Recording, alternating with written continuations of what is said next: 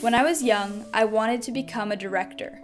Years later, I became familiar with the notion of the starving artist and the fact that art is generally regarded as something that is very hard to be successful in. Now I'm a junior, and I am not planning to try to become a director.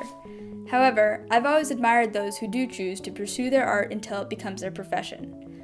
High school is the place where artists have to make this choice. The choice of whether to focus on art classes or academic classes, the choice of how much time outside of school to invest in art, and ultimately, the choice of whether or not to go to art school. Bromfield has a lot of great artists, and today I'm going to be interviewing two of them who have made the choice to turn their passion into their profession.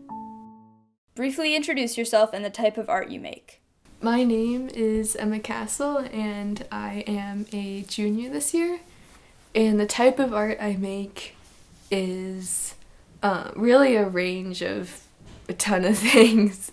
But the most important things to me that I make are things I do with India ink, or I make a lot of jewelry, which ranges from earrings to necklaces, all of those types of things.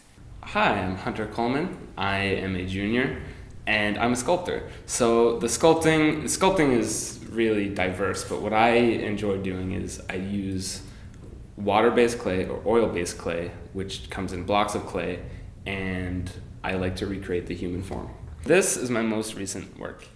I didn't have a title for it, and I just had somebody come in and I said, "What do you think it should be named?" And they said, "You should name it Phineas." So that's its name. The one challenge that I've yet to overcome is I haven't actually tried to recreate someone that exists. So this is entirely out of my imagination. I just made the basic armature, which is basically the skeleton, and then you layer clay on top of that, and then you add detail. So this has not yet been fired in the kiln yet, so it's still pretty fragile.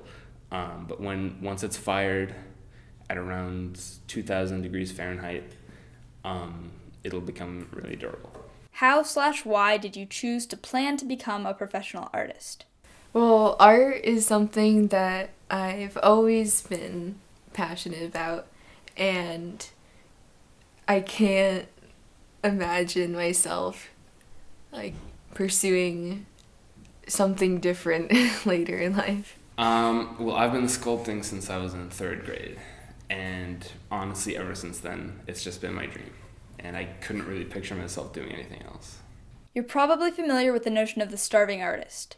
How do you feel about this stereotype? I do believe that the stereotype of the starving artist exists. Not in everyone, though, because I feel like even though and people who do depict the starving artist can sort of romanticize it and almost want to become that stereotype for the sake of getting attention, that people will see them as this suffering being or whatever who's passionate about something, but no one recognizes it.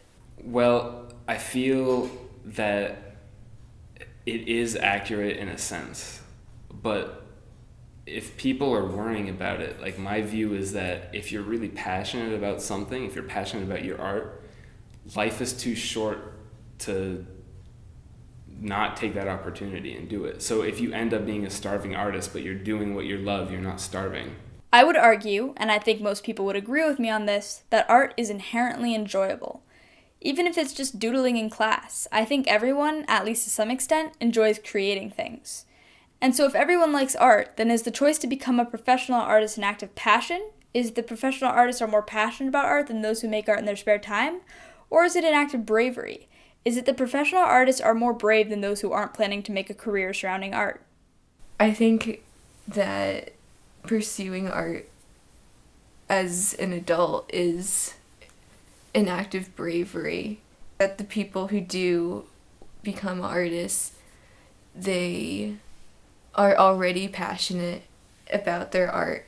So going into art later in life doesn't require as much bravery if they're already passionate about it. I think it's an act of passion. Like I mentioned, if you really like doing something, There's no reason not to do it for fear that, oh, I won't make enough money in life, because it's just, it'll be so worth it if you do what you enjoy.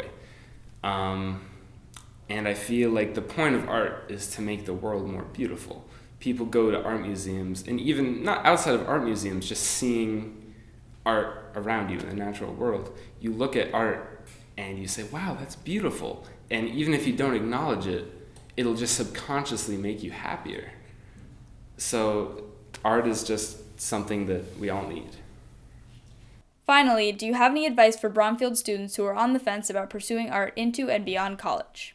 I'd say that if you're interested in art, you definitely need to, try it out, because I believe that anything you do in life that you don't like it's never a waste of time to pursue something new, because then even if you find out you don't like it, you now know that you don't, and you try something new. And it's all about finding who you are and defining something about yourself that's different from everyone else.